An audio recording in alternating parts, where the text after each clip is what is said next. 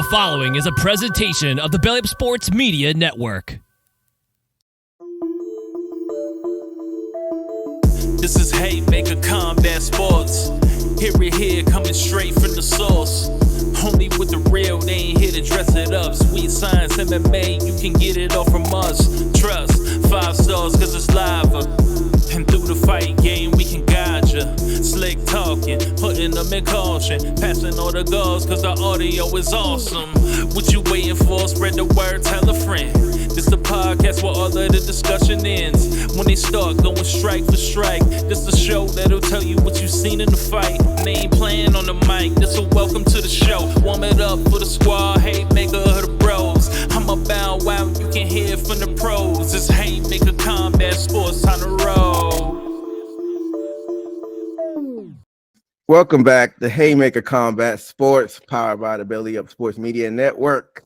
I am your host, EJ Reed, joined by my fellow hosts, Steve Johnson, Chris Sanders. Fellas, how's it going?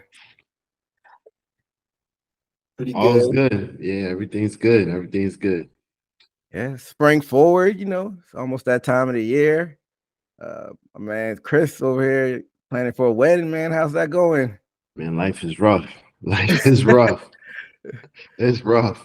Go on, you got to explain a little bit. Why is it rough? Man, it's everything. Just trying to get everybody. It's a destination wedding, so just trying to get everybody to get there. Then you got to speak. You haven't seen the place, so you don't know what to expect. You're just going by what pictures look like, videos. So you're like, oh, stressful. It's stressful. Yeah, man. Got my invitation. I was excited about it. Moving my schedule around so I could try to get out there, man. There you go. I don't know if I've ever been to a destination wedding like that. Yeah, it's gonna be fun. Cancun, you know what I'm saying? For sure, man. Like you said, I know that's stressful. Are you gonna go to it before you go out there? Or are you just gonna go out there? First time seeing the whole thing, man. We winging it. It's crazy. That's what I'm telling you. Congratulations, man. Appreciate it. Thank you. That's what's up, man. But let's get into it, fellas, man. There's a lot going on in the boxing world, especially on Friday. But before we get into that, let's talk about some stories inside or outside the ring. But this one's going to be the one we start off with is going to be inside the ring. They announced going on in, was it June? Pull it up. I think it's June. It's supposed to go down. Mike Tyson and Jake Paul. Hey, celebrity boxing. Yeah, in Dallas, he said celebrity boxing. I guess we'll touch on that in a second. But it's supposed to go down in July 20th. My bad, I said June. It's July 20th, AT&T Stadium. And this is going to be a Netflix event. 27-year-old Paul versus 57-year-old Tyson. So a 30-year age gap between the two. And this is the first time Tyson's fought since he did that exhibition in 2020 against Roy Jones. They put out the little trailer on it, and it's going to be an event. I don't know if it's going to be a circus or whatnot, but it's going to be eyes on it, man. So I'm going to go around the room and get y'all thoughts on this. I'll start off with you, Chris. What do you think about this? I love Mike. Mike's one of my favorites, so I support him whatever he does. That's all I'm going to say right there, man. Do I like it? Do I love it? I like Mike. That's what I'm gonna leave it as. I don't want no problem. I don't want no problems with Mike. I'm gonna leave it as that. Steve? As far as do I think he's gonna what are you thought? What are your just like initial thoughts on this fight being announced in general? Like I said, man, I feel like we hit since a certain point, we hit Pandora's box. We're just getting stuff out the box now. It's interesting. Some people have mixed opinions saying that it might hurt Tyson's legacy. But I say if Tyson comes through and does anything significant, I think it's a double plus for his career and his legacy. Like I said, I would like to see it for what it's worth. Yeah, so the interesting part about this is that they announced it for Netflix. So I don't know if Netflix is going to try to charge an extra for the actual event, kind of like what ESPN does with the UFC. Like you got to pay for ESPN Plus, but then you got to pay an extra $60 for the actual pay-per-view. I don't know if they're going to do that. I didn't really look at the details, but what do y'all think about like the Netflix side of things? Y'all think it's going to be the new wave going forward, like Netflix dabbling into like the sports streaming and whatnot? Chris? Yeah, I've been wanting Netflix to get on board with that, like get some live broadcast going, because that's the only thing I see that the Netflix is missing. Now they want to hire me. I'll help them out with that, you know what I'm saying? So they can, get that going for them. Because I've been looking at, like, I'll be on Netflix, like, come on, Netflix, you gotta get something live. So I like what they got going on there. Hey, no, wouldn't be mad at if they drop you off the Netflix bag. That'd be a big bag. That's it. That's But it. yeah, what do you think about that, Steve? That's exactly what I was gonna bring up. It would be amazing. It's almost like how certain restaurants or businesses, they'll give you something free, certain amount of you benefit basically. And I think it might be very big if they do it. Give somebody or the people involved a big bag and let it be broadcasted for free. I think Netflix has, because I know it's probably a different business, but they did that with movies. You would never think Eddie Murphy would come out straight to digital, although at that time digital was, couldn't go to the movies and they were switching up the movie game. But he got a big bag straight to Netflix, and hopefully and plus that'll be a plus for the boxing community too. Mm-hmm.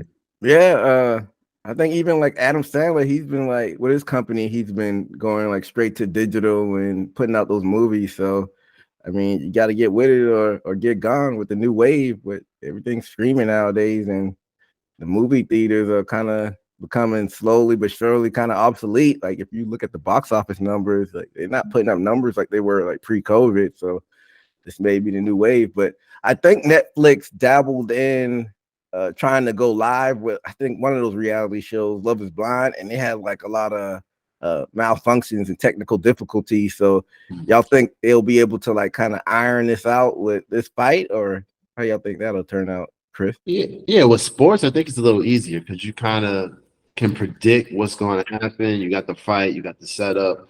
I mean, we watch a lot of live sports, period. So I don't think, them being a few minutes early to catch anything would just help out. So as long as they're a few minutes early as they're broadcasting, they'll be all right. What do you think about that side of it, Steve? Maybe so. We would have to see on a first release of a digital movie, a popular one, how much they stream, and see if that's the same as a main boxing event, and see if it can hold that, have that many stream. Like Chris said, if you shouldn't be a problem if they're streaming anyway, or they stream events, or just stream movies at all. It's you're still streaming, and I think they would, if so, put a little bit extra money to where they can make money. Well, for sure. So going back to the fight, and Chris said it's Mike Tyson. He kind of says so. Mike does what he wants, and Steve, you say you were excited to see it, but like besides getting paid a lot of money, like what's the point of Mike Tyson doing this? I don't get it. He's almost 60. Like, what's the point of him doing this type of fight? The love of the game. The love of the game. When you get in there, it's different when you go into the ring. You sometimes go into gyms, and like even myself, I get in the ring and try to spar. And my time with boxing is over with. I'm not going in there to fight professional. So any type of opportunity you get to get in there, you're like, you know what? I can still do it. I can, as a fighter, you have that in you. So with Mike, he's Mike, and I can get in there with Jake. You know what I'm saying? I'll do all right. So shout out to him. I would do it if I was him. Steve? Definitely. I think it's just putting more eyes on the boxing community. And although people don't like Jake, I mean, shit, he's came a long way to fight a legacy fighter. Mike Tyson, he's obviously doing it for his reasons. And if he's doing it for his reasons, I mean, that's an accomplishment for boxing, isn't it? Especially when you have one of your GOATs actually participating. It's almost like Mike Tyson gives the gateway to make this okay. So who's us to say it's not? Especially when money's being made, when it's all about entertainment at the end of the day, you know. So we'll do like an official preview once it gets closer to the fight on one of the shows in the future. But if Mike Tyson gets knocked out, y'all think that will tarnish his legacy? No, we'll just be like he's old, and stuff like that. Let's not take anything away from Jake. Jake's actually, for what he's done and who he's fought against, he's not that bad. He's actually, hate to say it like this because I don't want to diss him in a sense, but he's or dissing the other fighters. He's like a face of boxing in a sense, because we're talking. Like not really, but when it comes to like I call it celebrity boxing, and that's the but he's a big market. Like we're talking about him. People gonna probably a lot of people are gonna watch this fight with Mike Tyson versus Jake. So let's not take anything from Jake. He trains hard too. Like we're not like he's in shape. He's strong. He can hit hard. It's gonna be interesting. Steve.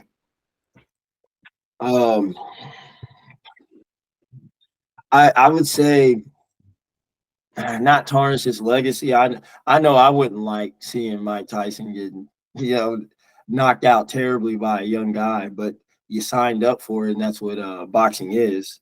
For what it is, like he said, Jake trained hard and I don't know. It's not a lose-lose when money's involved. Mike Tyson's willing to go in there. I'm pretty sure they're willing to pay him a big check, especially probably more than Jake. Jake's this is almost a promotion for him, actually, so he can be the so-called B-side, right? Who knows? I don't think it'll hurt his legacy, but I think mostly people don't want to see Mike Tyson knocked out either. We rather see him doing the knocking out. Yeah, I mean, towards the end of his career, we saw a lot of that. I mean, in the 2000s, it wasn't the 90s Mike or the late 80s Mike. So it happens, but I don't know. Going back to your point, Chris, you're saying it's celebrity boxing and kind of like Jake Paul is kind of the face. I mean, I get what you're saying in a sense because he is like the kind of the face of that type of generation, the social media wave and that pocket of it, and the kids love him. Like numbers don't lie. Look at the numbers that he's putting up. So I can't go against what you said, but going on the opposite side of the spectrum, what if Mike has some flashbacks and what if he knocks out Jake Paul? Is that a bad look for Paul? No. The opposite would be like, oh, he fought against Mike Tyson. You know what I'm saying? So it's like it's not a win-win situation, but when money's involved, it's a win-win situation. And it's it's entertainment. So who knows what happens? That's why we gotta watch it. So I'm be tuned into it, Steve? Yeah, it would be amazing, but would be a terrible thing if Mike Tyson was the anomaly, for the old heads, and he started hyping up these older heads.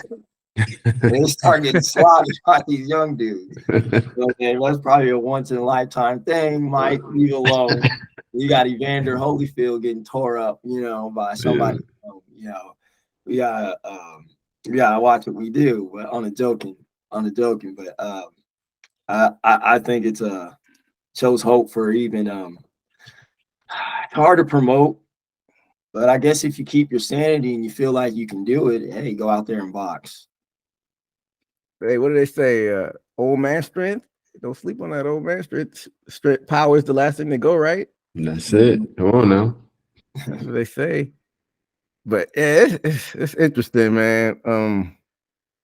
Paul, I mean, they're dropping the bag off them, so you can't blame him for taking this fight. But I don't know. It's going to be a circus around it, but excited to see what happens with it. I mean, we all going to be tuned in. It's going to probably do numbers. So, I'd rather both of them. Go ahead, Chris. I'd rather fight Mike now than 20 years ago. So, I mean, I can't be mad at you. You know what I'm saying?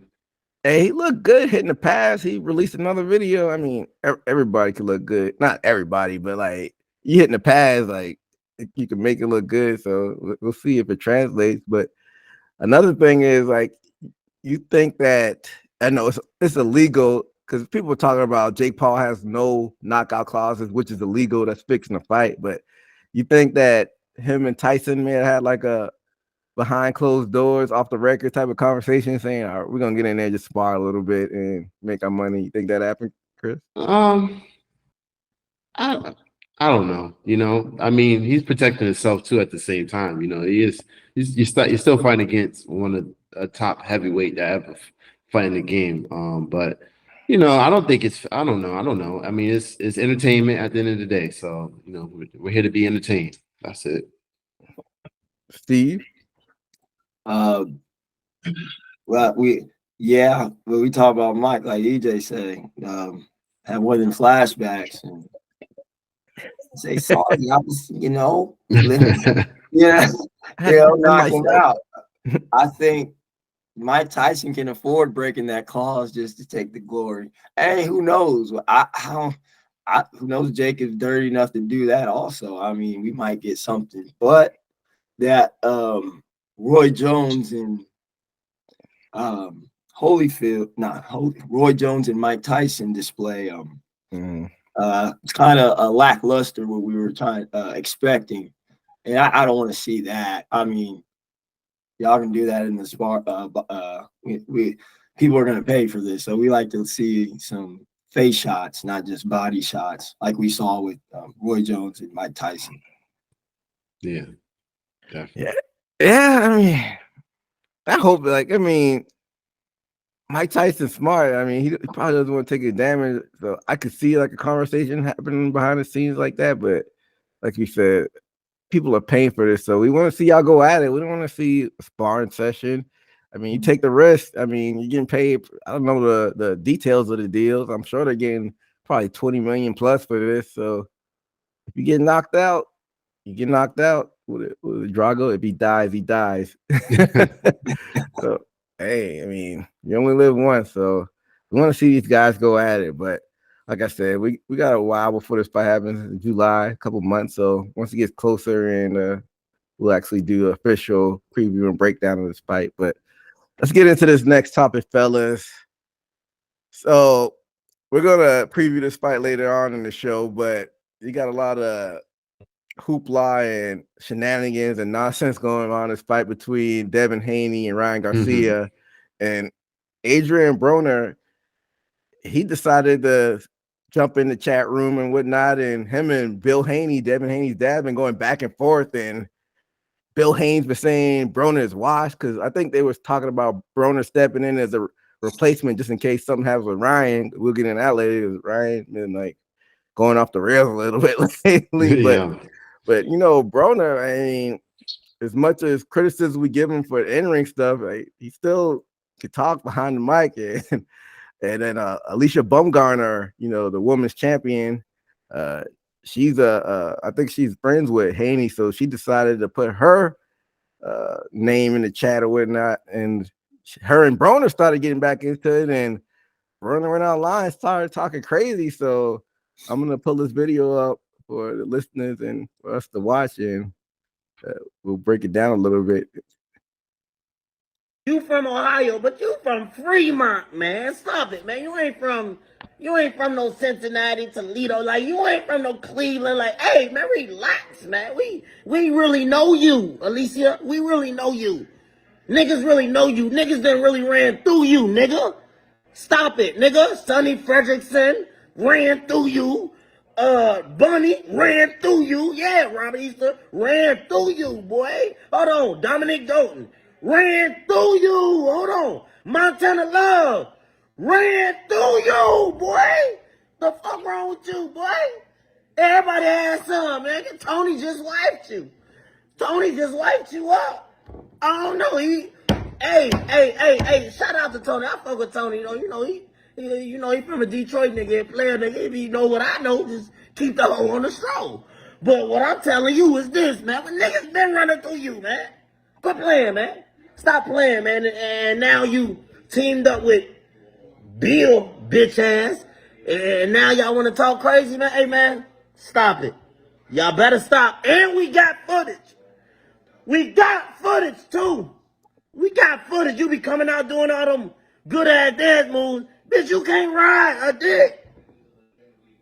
Your ride game trash. What Bubba Double said? Trash. There's a lot to unpack with that word. So I'm gonna start off with you, Chris, man. Listen, AB's AB, man. You know what I'm saying? So AB gonna do what AB do. He's very entertaining. You know, he that's what he does. AB, man. I don't know where to go with this. This is crazy. You just, you know, he's entertaining. That's what he's a showman. If he got something on you, he's gonna let it out. So you gotta be careful what you say to AB. But you know, AB, man. I just, going to the fighting though, if he is a replacement of that would be interesting. You know, because I would like to see AB in there. I think AB is a little better than he gets credit for, but he also don't perform on a level that I think he should be at too. You know, I think he's super talented, but he don't throw out enough punches like that in a fight. But yeah, AB's AB. Steve, what are your thoughts on that? Yeah, what Chris said, I feel like his skill level and his stardom is not at the level to be, verbal sparring back and forth. You're talking about Devin Haney, somebody that's kept their charisma, and he's in the mix with champions right now. Putting his in the mix. I guess that's what he's good for. I guess it's like you said, it brings entertainment. If there's any way to what women do to, salty women, try to shame men, he found a way to do it for women. She can't ride. Damn, that's and talking about footage, like he's going low.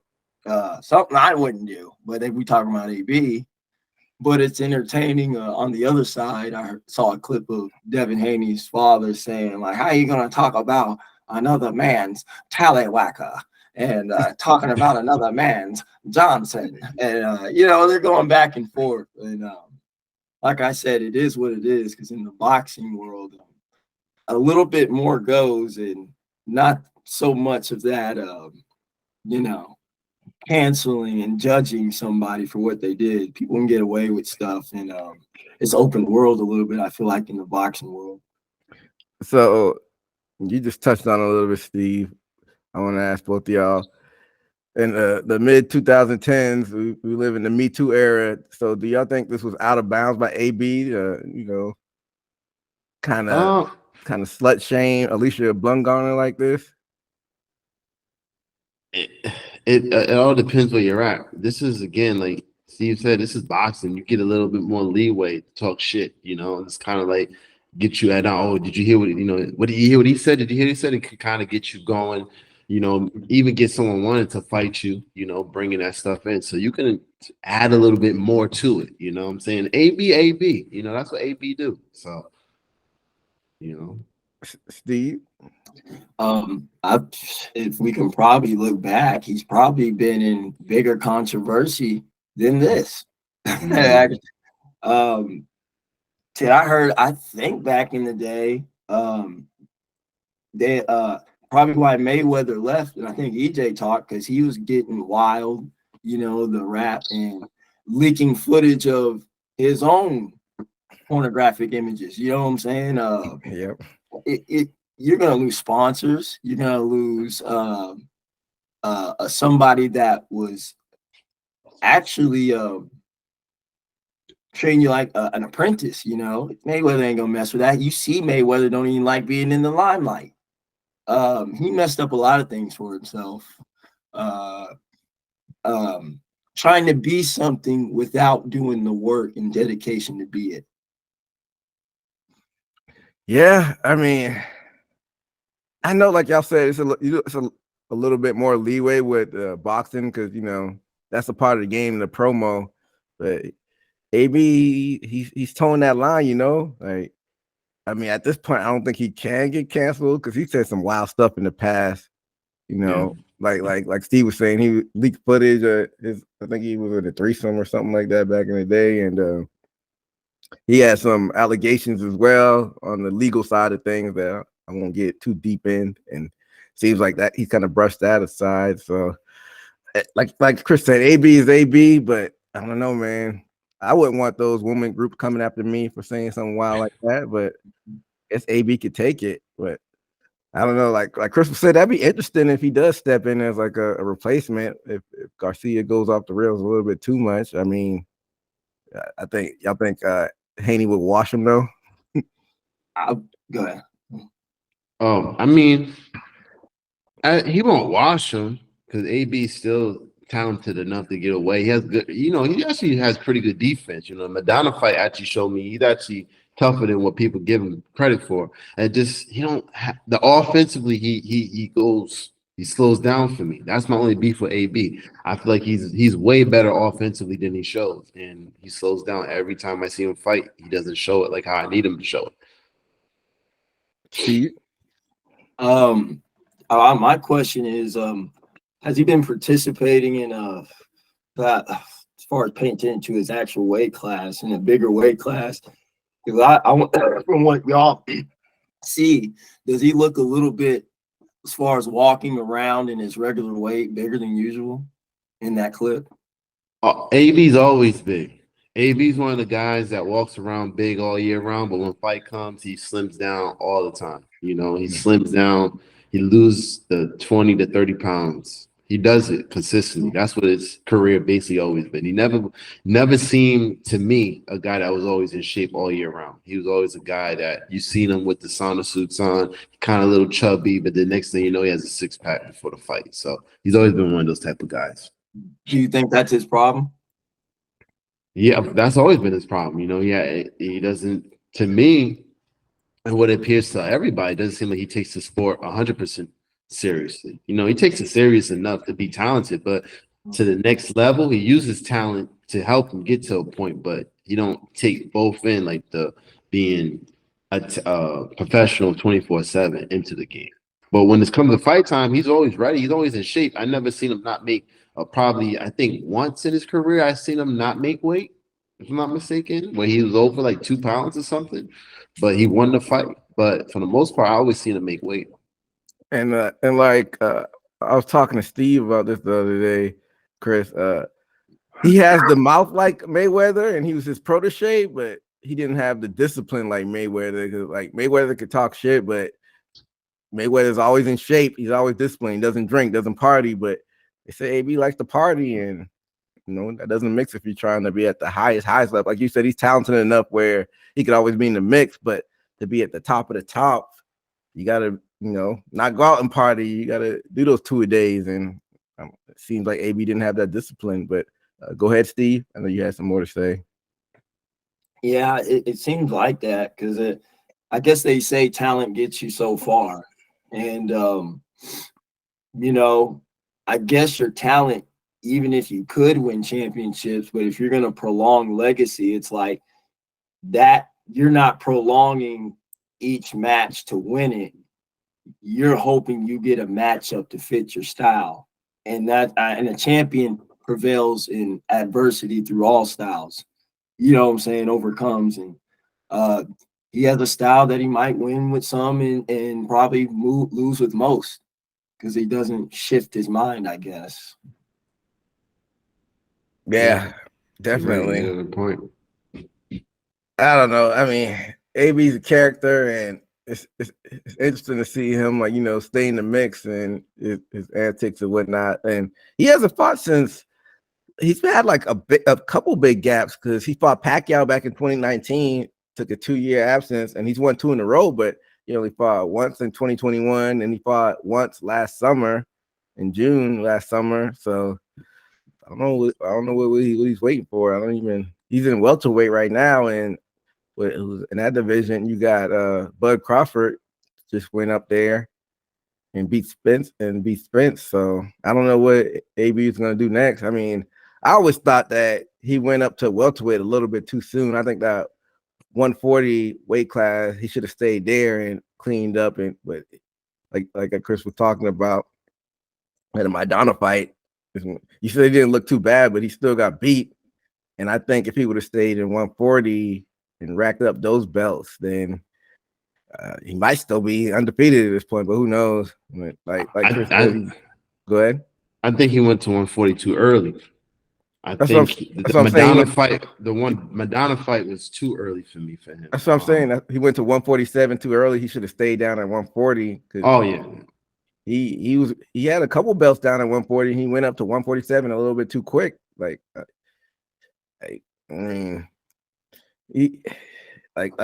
think he was like trying to be like Big Brother Floyd a little bit, because Floyd is the king of 147. And well, there was no fights at 140 for him at the time, like how it is now. Yeah, because he came from I think 135, and he was cleaning up house down there.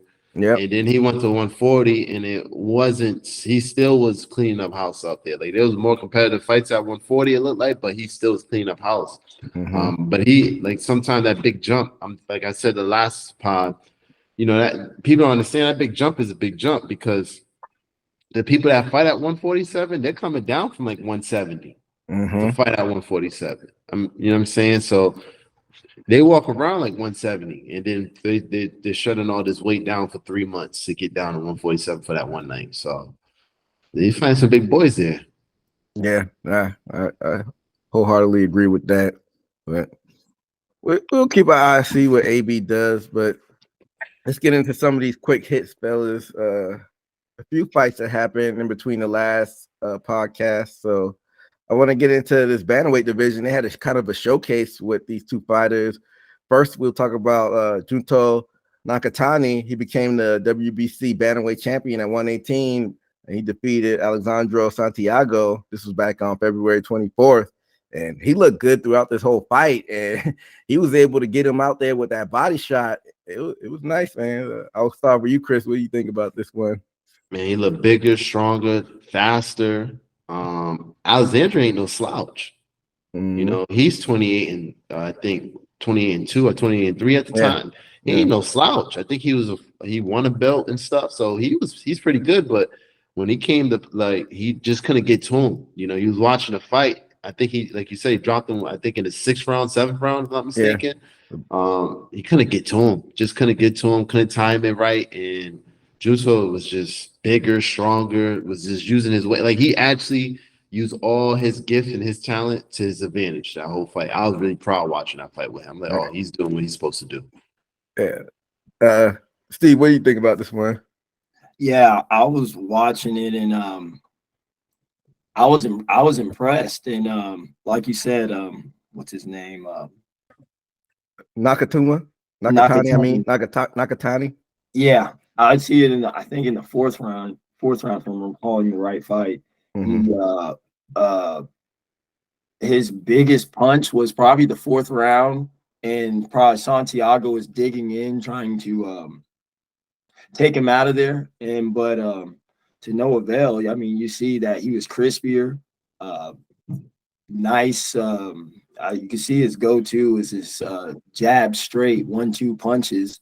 And like you said, he got him out there with that what was it? The body shot. It was a body shot. Yeah, it was a body shot. He just couldn't get back up after it. Yeah.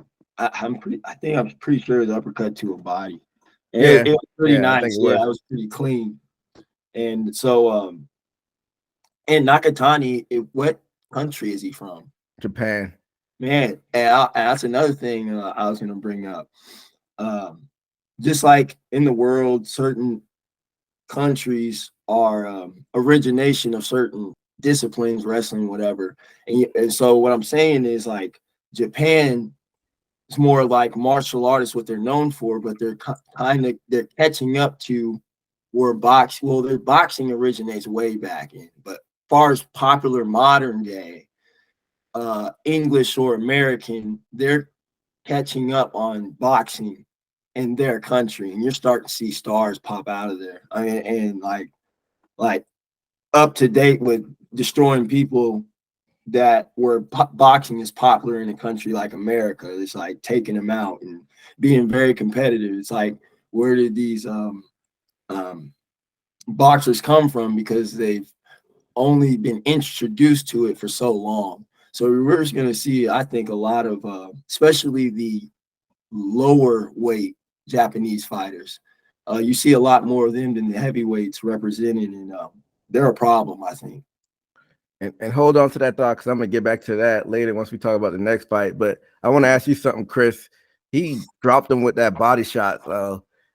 You being having boxing experience, how does that feel to like get knocked down with a body shot? Because you know you get knocked out with your to the head. Of course, everybody can get knocked out, but does your body just shut down with that? Like, how does that feel? Man, anytime you get touched in that stomach and you ain't ready for it, you feel it a lot more than, I don't know, you feel like you take 100 punches in the face, but a couple of these in the stomach, oof, like, you know, you gotta play that poker face. Most of the time, we don't notice because these guys are just professional. And the poker face is just amazing on a lot of these boxers, because you can tell when a shot comes in, and everybody, oh, that was a good shot, and he's just still moving. Man, he's hurting inside. I'm telling you, most of the time, he's hurting. Like, oh, that was a good shot, and they know it. But you know, yeah, he got him out of there. He smelled blood, because even before that, you could see him getting to him, and he just kept going. He just kept going after him after that night. And when he got under that and hit him with the right, I think you said a lower uppercut to the chest, right there, lower chest. Got him out of there.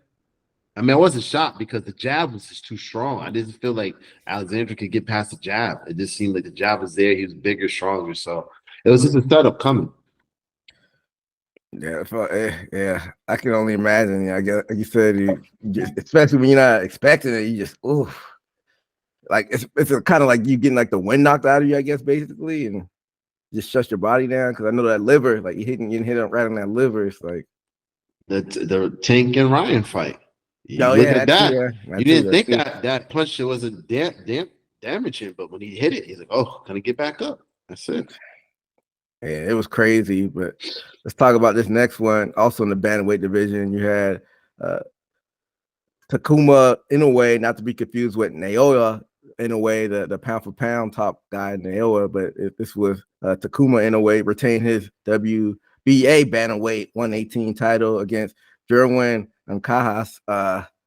This one, Ancajas looked good in the first half of it, and then Inoue just turned it on. And yeah, the way he got out, that sequence, he had him on the ropes and got him out there with that combo, and he looked good. What were your thoughts on this one, Chris?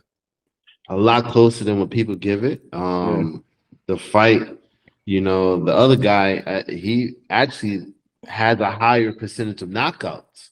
More fights. I think he's 34 and like 3. Almost a 70% knockout. This guy who 18 and I think 1 or 18 and 2. You know, he got great hand speed, but I don't know. I was a little worried for him. I was like, champ, I don't know, champ. You know, you don't have, and he doesn't have a high knockout. His knockouts are very low, probably like 20% knockout chance. So, you know, he's gonna outspeed him. But you know, this fight was very close. It was a good match. It seemed like a good match. You had a guy that was bigger, stronger versus a guy that was smaller and speedy. And you know, this is the first time where I was very impressed with the little guy actually doing what he's supposed to do: get close, get into him, get in his chest, throw a lot of punches, bring the fight forward. The big guy, he was doing a lot. You know, the bigger fighter was doing what he's supposed to do: jab him, keep it on the outside. But you know, this was a good fight overall. This was an amazing fight. This is a good fight. Steve? Yeah, good fight. I'm very impressed with Takuma. He very quick, very elusive. Reminds me of a little bit of Lomachenko, you know, just the way he dodges, chooses when to do it, and chooses when to attack.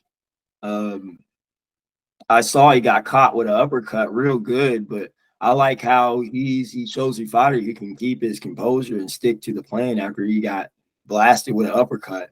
I forgot what round that was. And plus, he seems like one of those fighters that if he get caught, he wakes up. And then you see all them combinations, like, all right, we'll start getting them back. I saw he did that. Another thing about Takuma, I guess they mentioned him, and I think his brother is in his corner. So I think that's a plus because even in real life, if you have a close brother and y'all know y'all going to war, I mean that mindset, the times where you dug a right to his gut all his years, so you know, like, damn, I know he hit him with a gut. He's like, hey, I know you got hit. Go out there and protect that gut next time. Like you synchronized with your fighter if you're in the corner with especially a brother that boxes or as a coach too. I think, like I said, with that in his corner, I think we're gonna see him do still good things for a long time. And like you said, he's the younger brother of the pound for pound great Naoya in a way. So I mean, like brother, I'm sure he's showing them tips and whatnot. And they're only a weight class apart. Naoya is a one weight class above him at super bantamweight. So they'll probably never face each other because they're brothers. But they Charlo brothers or twins. So I'm sure they spar each other all the time, so they got a lot of ring time. Only thing that concerns me about him was his defense. I wasn't so impressed with the defense. Very offensive talented, though. It was 100% offense, or 90% offense, 10% defense. He was getting caught with punches I didn't think he should have got caught with. But that's his style of fighting. But he opens up, it worries me when he does get with someone that's a little bit more technical and that can, meet him with the speed, and that's a counter puncher, he'll be in a lot of trouble. So it'll be interesting to see how his career goes.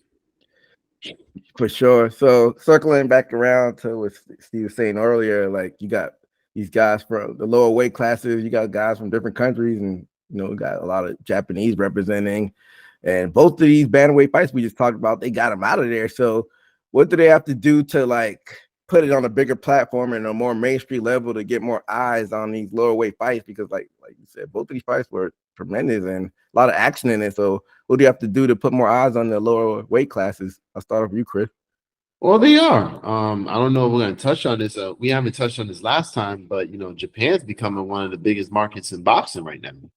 There's a big fight coming their way. Supposedly, they got a Pacquiao versus Mayweather coming in town. So they're becoming a big market. And they're doing what's supposed to. They got their young fighters out there, they're big bulls, and these guys out there knocking guys out. So this is what boxing fans want to see, and they keep doing what they're doing. They're gonna be a big market very soon. Steve, what do you think? And not only that, I think boxing is making a bridgeway to some type of connection with combat sports. Because if some people don't know, Japanese keep their culture and fighting culture so anything dealing with fighting, it's only industrialized by the Japanese. So it's hard to get outside market to be control also and to get deals. And I think boxing is now cooperating with, probably other countries and fighters and promotions, because in other ways, you don't see a lot of outside promotions in other combat sports in Japan because they have their own and protect their own footage and stuff. So I see boxing is breaking that barrier to get it, and like you said, maybe get more promotions in Japan and more in the Asian market. Yeah, I mean, like Chris was saying, they're supposed to have Pacquiao and Mayweather. I know it's going to be an exhibition, but that's still big for that market. So, I mean, if you build it, they'll come. So, like you said, it's already big in Japan, so it should spread over here in North America. And, you keep putting on exciting fights, people tune in, like, especially in this TikTok era where if you put clips around on TikTok and kids will be excited to see it. So, I'm definitely have my eyes on those divisions. Like I just like boxing in general, and the more excitement you have, the more you have me tuned in. So I'm definitely excited for that. But let's talk about this next one, man. This happened in the featherweight division. Raymond Ford was able to win the WBA featherweight title at 126 against Otabek Komatov. This happened back on March 2nd. And man, when you're a kid and you like play the video games and rock and sock 'em and back and forth slugfest, this is what you imagine. This was just a back and forth war. And it ended up going to all the way to the 12th round. And I think this was just a war of attrition because both the guys were tired. Both of them were going back and forth. And Raymond Ford was able to get the TKO and get him out of there, man. This was an exciting one. I'm starting for you, Chris. What do you think about this one? The judges had it 2-3. I mean, 2-1, the whole fight. Ford, he slow start in the beginning, but was a very great counter puncher the whole fight. I was very impressed with his counter punching. Just impressed with his defense, his offense. He was coming in spurts. He was a complete boxer the whole night. I just felt the whole night he didn't you knew it was like he was catching with hard punches. And you're like, if he gets, he's gonna get him out. He's gonna get him out because the other guy, I can't pronounce his name. Komatov. Very offensive talented, just like the Japanese fighters. Very offensive talented. 10% defense. Man, this guy was getting his hands was down from round 3 going on. I was watching it. A little bit even round 2, half of round 2, I saw his hands down the whole fight. Just became offensive. No defense at all. Was getting hit with punches that he shouldn't have got hit with. Was taking too much of abuse for me. I was like, man, where's your defense at? I know you got more defense than that. Because he would have easily won this fight if he'd had a little bit more defense. Raymond was just sitting in his pocket, catching with little uppercuts. He wasn't winning rounds. Raymond wasn't really winning a lot of rounds, but to me, complete boxers, Raymond was more of a complete boxer than the other fighter was. And that was what was messing me up the whole fight. Too much offense. And then I was like, man, he's gonna knock you out. And I kept saying that the whole fight, he's gonna knock you out. And it's sure the 12th got him out of there. Yeah, for sure. Like you said, not a lot of defense in it. Offensive showcase. Steve, what were your thoughts on this one? I wish I were to see this by the description, but I missed this highlight. I didn't get to see it.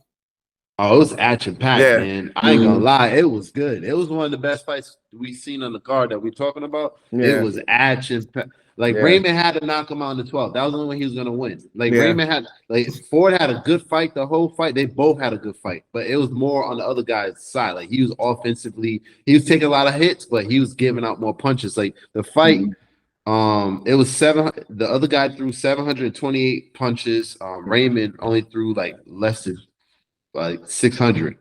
But Raymond was more it just seemed like it was more boxing technique. He was catching, he was more defense, but then the counter punches were really his punches seemed like they hit harder than the other fighter, but it just didn't seem like he had enough to knock him out. So when the 12th came, he was watching it oh man, Raymond, you got you could tell him his corner, you got no choice, man. You're not winning on the card. You had a good fight. This is one of those you gotta knock him out, and sure enough, he got him out of there. It was a good fight, really good fight. So Chris, what does it take as a boxer to dig deep when you're down on the cards and to just muster up that last bit of strength and effort to get somebody out there like that? Well, I think with this fight, if I'm in Raymond's corner, just go after him because he got no defense. At this point, he ain't got no defense. You've been catching him with good shots all night. You felt a knockout was coming. You just didn't know when it was coming. And he was hitting them with. Ford was hitting him with some good shots, and give him. He got knocked out on the 12th, but his chin, with the other guy's chin, being with no defense, and he was just throwing a whole bunch of punches. Man, he was taking some good shots because Ford was in it. The power shots came from Ford, but the other guy was just tearing. He was offensively talented. You can't take that away from him. Offensively talented, but if I'm in Ford's corner, I'm just gonna hey, listen, when you catch him, go after him. You gotta smell blood when you hit him. No more letting him sit in his pocket. Don't let him breathe. When you hit him, go after him, and that's what Ford did, man. When he got him on the ropes. That was it. It was over. Yeah, it was a highly entertaining fight. So for any listeners or viewers watching it, I highly recommend you go back and watch it if you didn't. Yeah, it was a good one. It was very a good one. Let's move on to this next quick hit and circle back to a guy that we announced who's going to be fighting Tyson. Jake Paul defeated Ryan Borland. This happened just a week or so ago, and this was one-sided. Paul just walked him down, and it was just too much for Borland, and got him against the corner, and TKO the ref just called it off towards the end of that first round. And Chris, I'm gonna start off with you. What do you thought about this fight? That's a fight that made Mike say, you know what, I'm taking this guy out. I'm gonna fight him next. You know what I'm saying? Mike was sitting back watching it, like the rest of us, like, I got him next. I can't be watching this like this. And Jake, and that's the thing. Jake looked good, man. Say what you want. Jake looked good. Jake's in shape. Jake walked him down, made it look easy. Steve? And that's exactly what I was gonna input. I'm pretty much most everybody he's fought, if they buckled down for a year or two, and just like he did, most of his opponents would win. Why is Jake winning?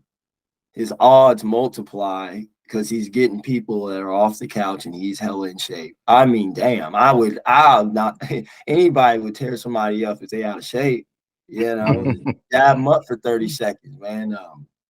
I know EJ said he does some activities of, man, be 30 minutes doing some activity or wrestling, or somebody does some sparring, man. The regular dude is done in 30 seconds or a minute.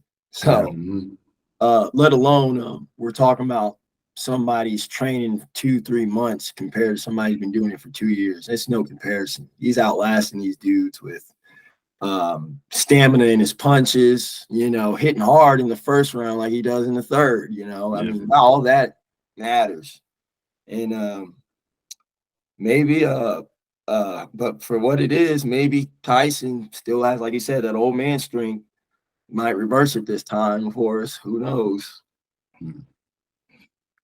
Yeah, so like Steve touched on a little bit earlier, this guy, Borland, he looked like he got off the couch, and I think he had, I don't know if you saw Steve, his record, but I think he didn't have that many fights, if I'm not mistaken. I may be wrong, but I can't remember where the guy's from, but I don't want to be disrespectful, but this guy's pretty much a tomato can. So what do you think? Like Jake Paul, either he'll fight a retired MMA guy or he'll fight somebody without barely a record. When he fought somebody with a little bit of clout, Tommy Fury, he lost. So what do you think about Jake's level of competition?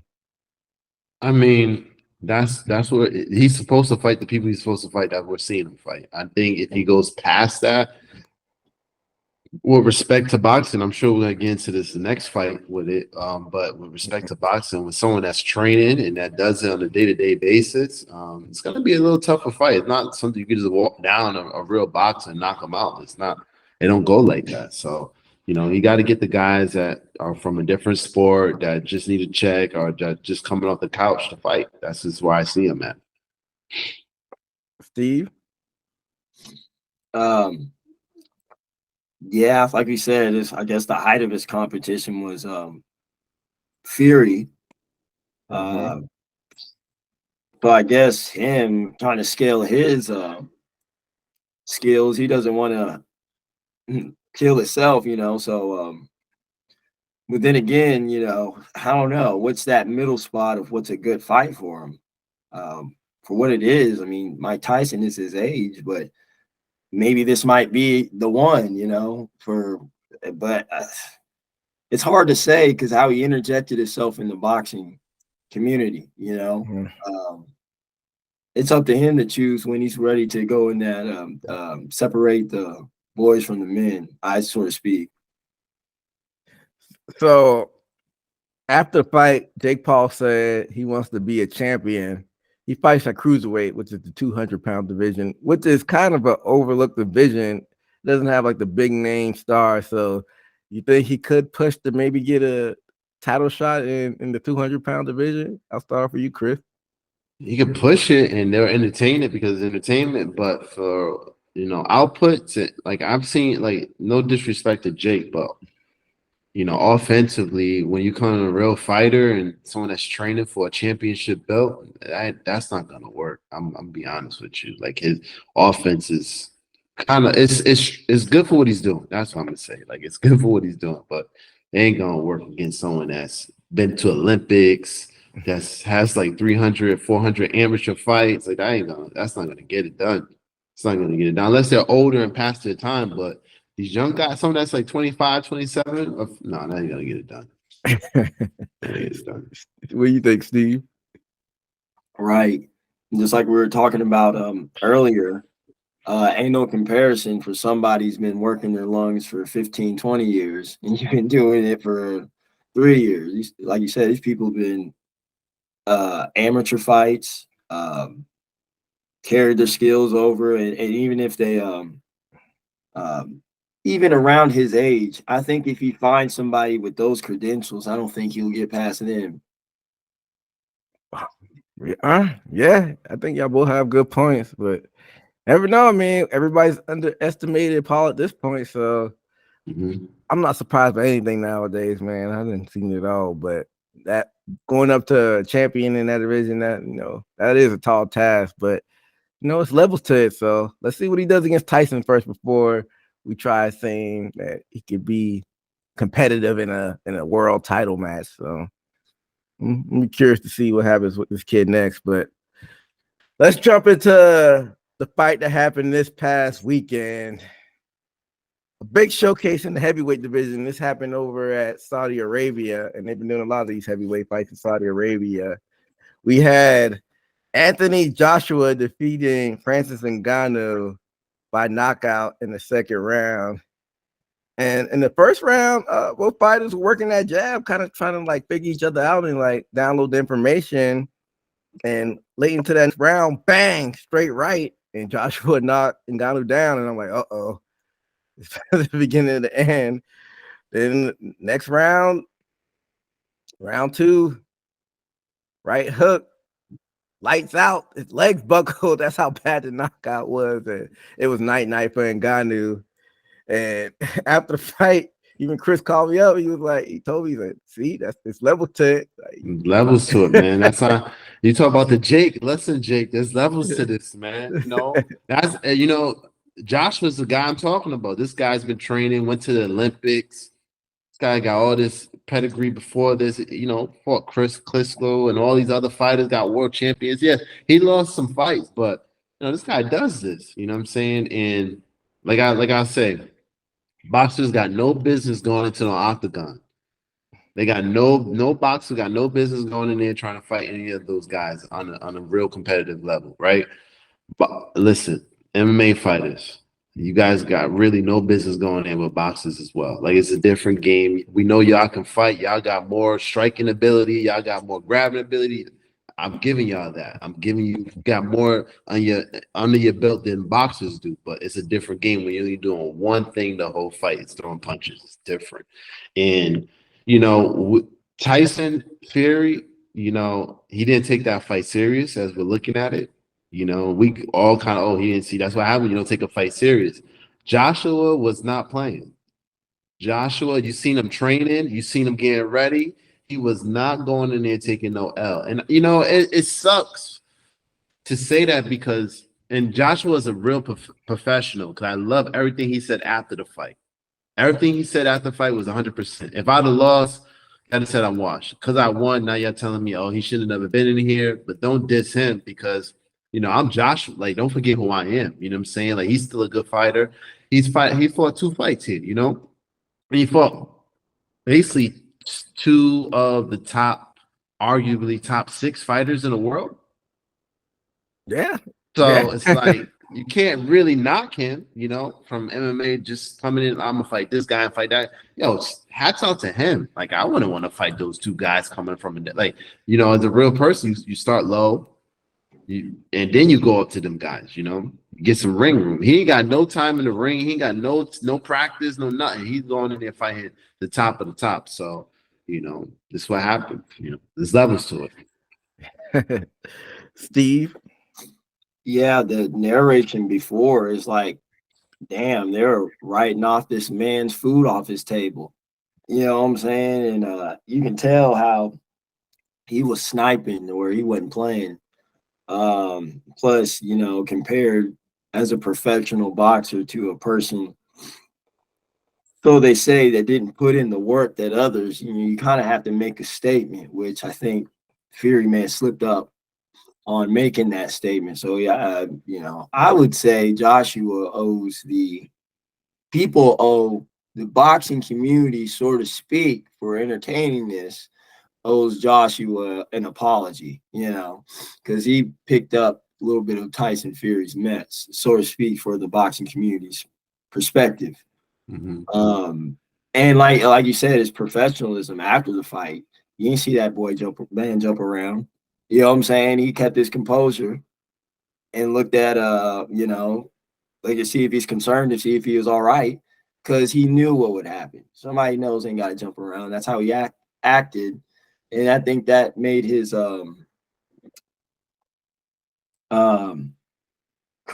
win more with the people and the fans. He went there to do his job to protect the brand of boxing, so to speak.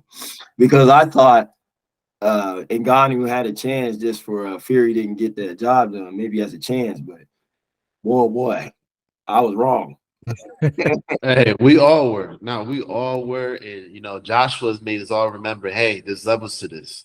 Don't forget that, fellas. So, shout out to Fury, no disrespect to him. And shout out to Joshua, like you said, man, true professional. Everything he's been through in his career, they write him off. For them to even entertain something like this is almost, to him, was like disrespectful, it felt like. So he's like, I'm going to show y'all. Y'all want to, okay. We're going to fight him next. I got you. Say less. And it was almost like that. Shout out to Joshua, because, again, to me, he saved boxing.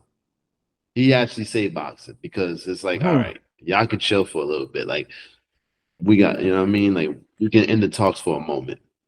And I think he was supposed to fight Deontay, was he? Yeah. Who? Which one?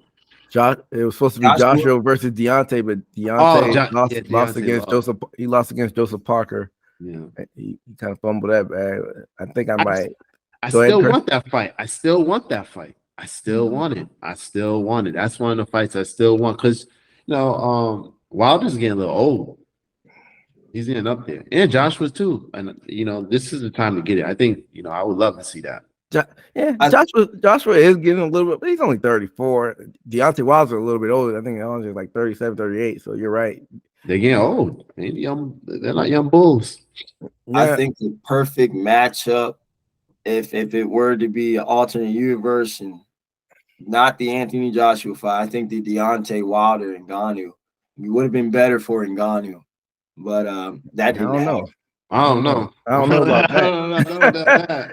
That right hand comes. That right hand comes real hard from Wilder, man. Yeah, and then because Joshua, like, he's got knockout power, but he's more like punches by bunches, accumulation. He gets you out here. Wilder like a one-hitter quitter type. Yeah. But you know what? You're right. Style make fights, and I can see why you said that. Because Wilder takes a little long time to get going. He's looking for, like you just said, EJ. He's looking for that one-hitter quitter, where Joshua is really boxing in there. Like more than Wilder be really good boxing. Because once Wilder sees you and he gets that ready, and you see him going like this, boom, that's what he's waiting for, that one-hitter quitter. So it would have probably been more interesting. It probably would be. And that's still a possibility fight. I mean, if Uganda's not, keep his head up, like, I fought Joshua. You know what I'm saying? Just build off of that, go get somebody and probably wash them up. Wilder, hey, what are you doing? I want Wilder next. And that's a possibility. So we got a lot of things I want to circle around back to, but I'm gonna start off with this, Chris. You said Joshua saved boxing. Go in a little bit more detail about that. How do you think he saved boxing? Because when I first started, listen, boxers ain't got no real business going into no octagon. Shout out to you if you do, but if you've been boxing your whole life and then one day you like, I'm gonna go in this octagon and fight these guys who've been doing it and got all these tricks and trades to all different other martial art, other different combat sports all together, and when you only been throwing punches, you got no business. Now, I want to cut you off, but Clarissa Shield 2 weeks ago, she just won her second MMA match. So No, that's what I'm saying. But she's talented to go. I'm just saying she just didn't jump in there. She got talent. She can wrestle and stuff like that. You know what I'm saying? Mhm. Like a lot of boxers ain't got no wrestling background at all. Especially when the gyms I've been in, they never wrestle a day in their life. I never wrestled a day in my life. When I used to see guys come in the gym that were like, I'm gonna work on my hands. And I'm a wrestler and that did MMA, I respect them because they're going to our boxing gym to learn how to fight and they still doing MMA. Those are different type of fighters. I'm just talking about one person that does one sport at all time and then they switch over. We got no business like switching over. And it was getting like with the Jake Paul and all these other fighters coming in. You know, we're seeing boxers losing and stuff like that. Like, man, what's going on with you guys, right? So, you know, we see Fury having a tough night, get knocked down. We're like, oh, Fury, you're not like for us, we're like, damn, Fury, what's going on with you? So Joshua coming in like, hey, there's levels to this, you know, setting it up like, hey, no, this ain't going down like that. You know, I think he saved boxing in a sense like, okay, he end the conversation for a little bit for now, you know, just for a moment, like, all right, boxing got to win finally for once. I don't think boxing was winning. Like MMA fighters were coming in and like, hey, we could do this too. Almost, which was great for boxing. It still is great for boxing because I'm still would like to see it, but you know, it's like, all right, now you guys got to really work on your game before you come over here. Just like boxers would have to work on their game before they go over there. Don't just go in from boxing and like Floyd. If Floyd goes in the ring and goes in the octagon, come on, Floyd, what are you doing, big dog? What are you doing, big dog? Yeah, I mean, I remember when this is a couple like 5 years ago. He had the IG post where he was in the octagon with his shoes off and he was like rubbing his hands together, like he was gonna get in there. Like we all know that was cap. Yeah, come on. He did some sit-ups in that ring. I mean, octagon. That's about it. And got out. Yeah, I agree. But going back to like the implications of this one, so you know, Joshua did what he needed to do, got him up there, got him out the ring. So does he get the winner of Fury versus Usyk next month? Like, I feel like that's the next way to go. Chris, you think that's the next Joshua? month? Yeah. I don't know what Joshua wants to do.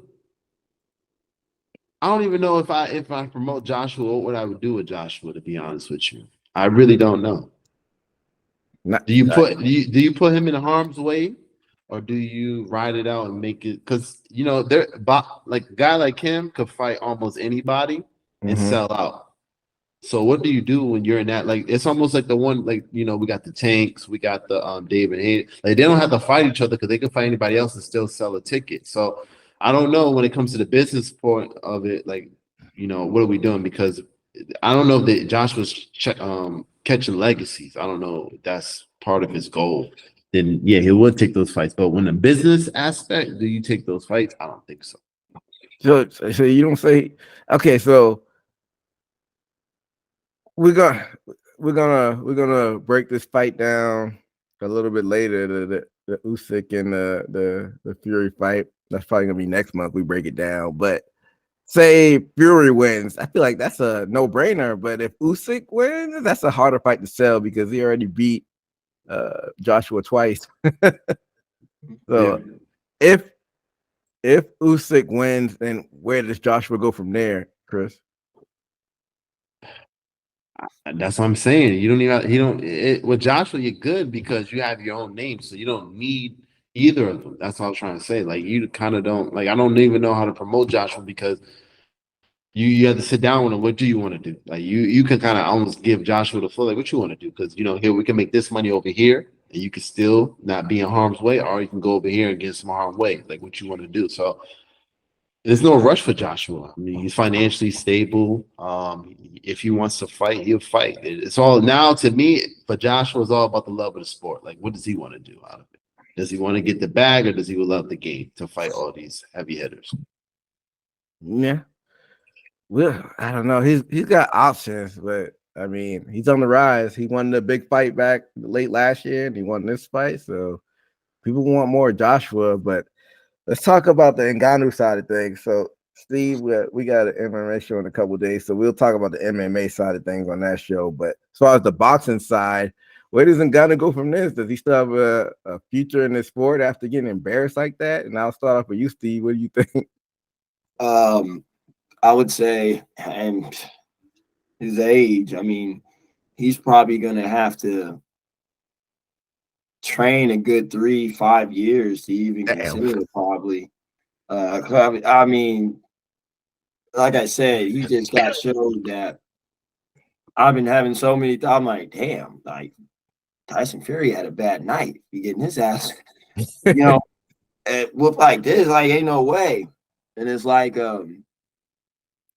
he for the money, yeah, but for the legacy, I mean, that's what you're basically trading off. Which one you want, and you just got a bag. I mean, you want to go back to MMA, which preferably I think,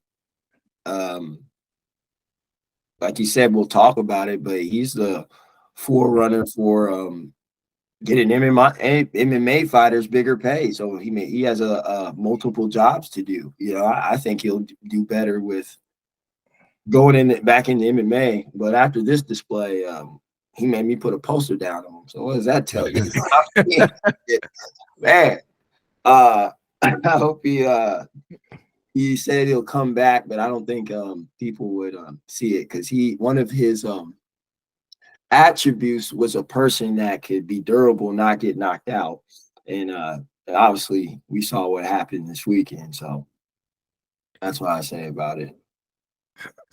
Chris, any future in the sport for Ngannou after this one? Yeah, he got to do it for the culture. I got to see him back in there one more time.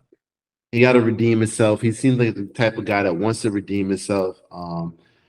I think he could sell a fight. I don't think he needs a big name.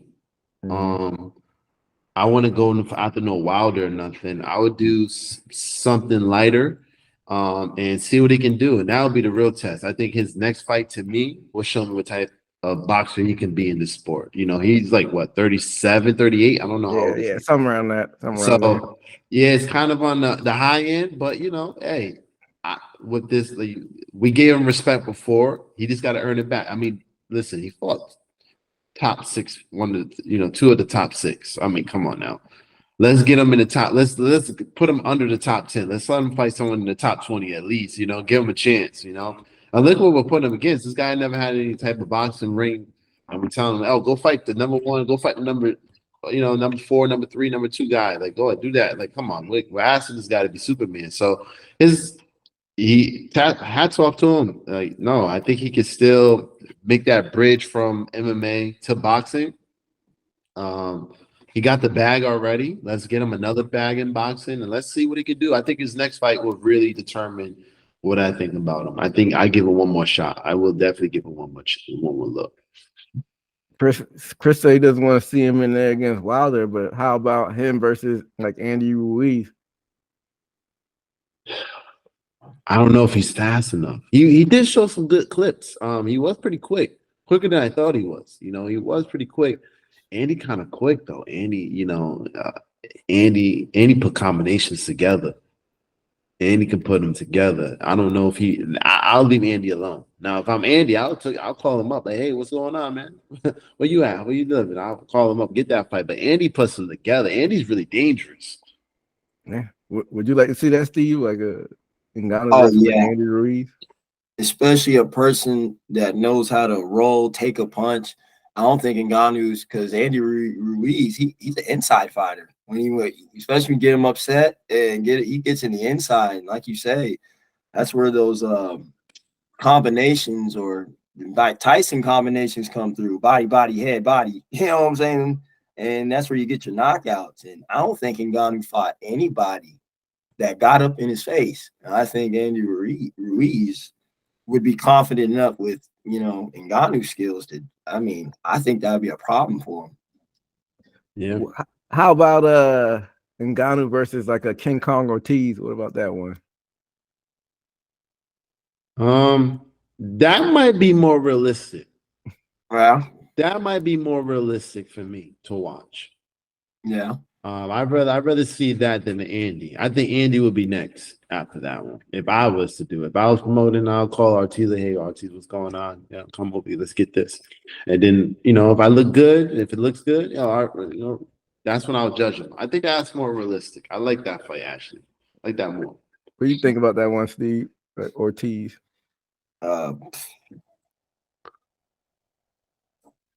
It may be more realistic, but like I say, if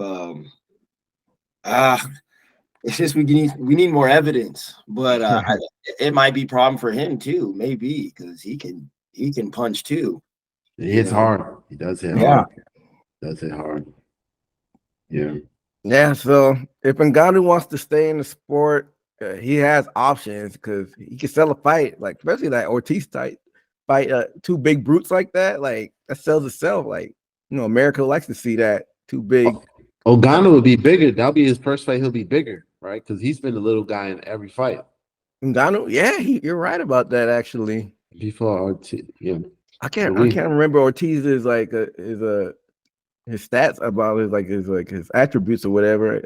It'd be closer, but definitely against Ruiz. Like Andy Ruiz is a little bit shorter. I know he probably outweigh Ngannou. I don't know. That'd be more interesting. That would be interesting to see him as a bigger fighter now because he's going to go in both fights, the littler guy.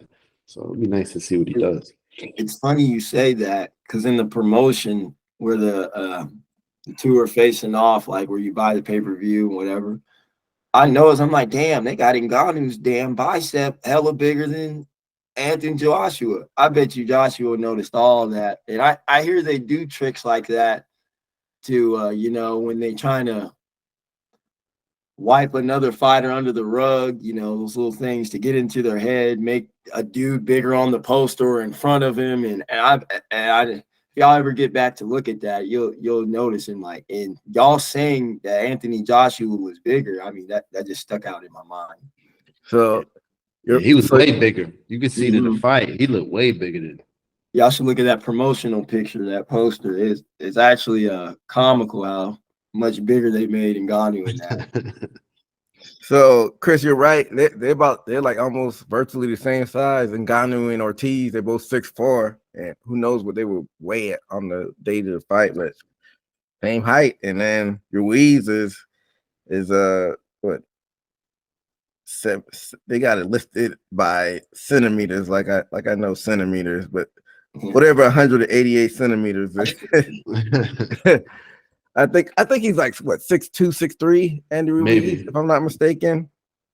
So I mean, if Ngannou faced either one, I think he'd be either equal or bigger than either fighter. So he has options, and it'd be interesting, man. Like I said, I wouldn't mind seeing him box it, but he's got to put some work in the gym because that was embarrassing. Seeing his leg go back like that, it was comical, like a cartoon or something when he got knocked out. But yeah, we were all entertained by it, but. Well, let's get into this fight that's happening next month. Let's preview and predict this one. Devin Haney versus Ryan Garcia. And before we talk about this actual fight, let's talk about a lot of that back and forth between these two guys and the antics. We talked a little bit about Adrien Broner entering into the chat, but these guys have gone on to the ESPN car wash, going back and forth, and Bill Haney getting into it, and on the Breakfast Club and whatnot, and I mean, as far as the pre-fight things, it's been entertaining so far. Haynes been saying that he's going to wash Ryan Garcia. All he has is a left hand, and Garcia basically really out of the rebuttal is saying, nah, it's not going to happen. And then recently, Garcia's been going online talking about stuff outside of the ring and talking about child molesters and people saying he's been going off the rails and will even be mentally ready for this fight. So what do y'all think about all this pre-fight antics? I'll start for you, Chris. Is Ryan all right? What's going on with Ryan? Like, what's happening? And I hope he's not using this and we say at the end, if he does lose, he's not, he wasn't all mentally there. You know what I'm saying? Like, I hope this is not one of those tactics to get us all thrown off of what's really going on. I got David Haney winning, though. I think he will outbox Ryan. Ryan is very entertaining. I think Ryan's a good fighter. I do like him. I think Ryan's more in a B-plus era, and I think Haney's on the A level. You know what I'm saying? So I think that's the difference there. But right now, since Ryan lost and he got that L, I think Ryan's in the. I think when fighters, when Floyd made the 0, make it so popular, right? But now once you get that L, you're like, all right, now I can just fight whoever I want to fight. You don't have nothing to pretty much protect. So Ryan's in a different category where David, Devin. he got Devin. I mean, he got all. How many belts he got? He got all of them. He got like That's a good question. I think he has one of them in that 140 division. Oh, because did he go up? That's his first fight up. Yeah, this is he went up. He went up okay, from gotcha. he went up from lightweight to 140. Yeah, so this is a good test for him.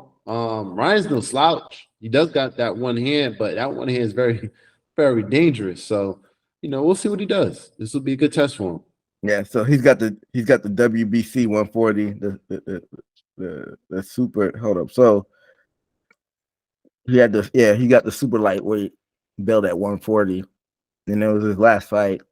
So he's only got one belt there. So the division's wide open. Not everybody's cleaned up that division yet, and you got Teofimo. He's got a belt in that super lightweight, junior welterweight division. So yeah, so he's got some work to do. So before I get into your prediction, Steve, what do you think about all the pre-fight stuff that's going on with this one?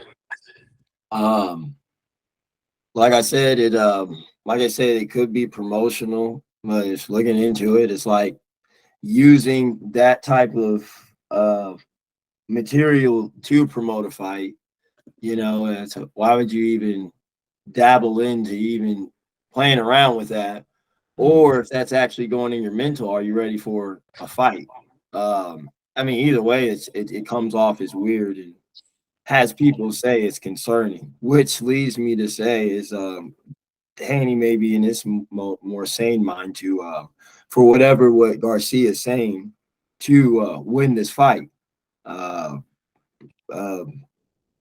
I can definitely see stakes is on him more. Devin Haney has to, as he did the last fight, keep his championship.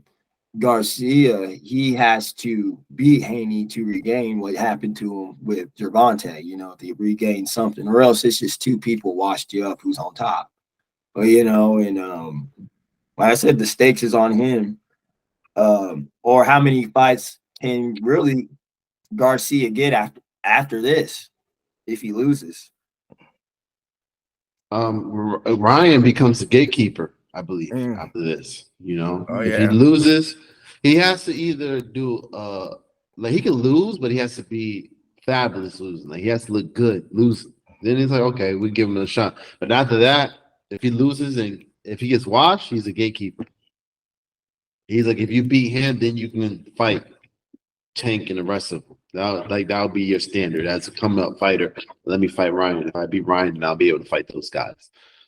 So that's what he'll be. So Steve, you say you think Haney's got it? I would say, yeah. I'm more likely leaning to Devin Haney.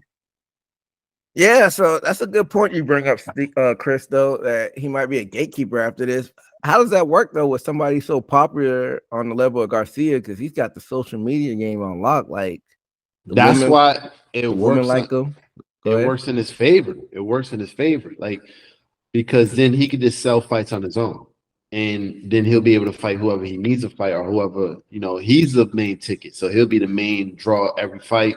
And this young fighter who will probably be undefeated, who no one had actually seen as far as the local fighting arenas on this big stage in Las Vegas or anywhere, he's pretty much the gatekeeper. And if they're able to beat him, then they're able to advance. But if Ryan's able to keep being those gatekeeper people that keep coming up, then he'll get another chance, I would feel, fighting a top fighter.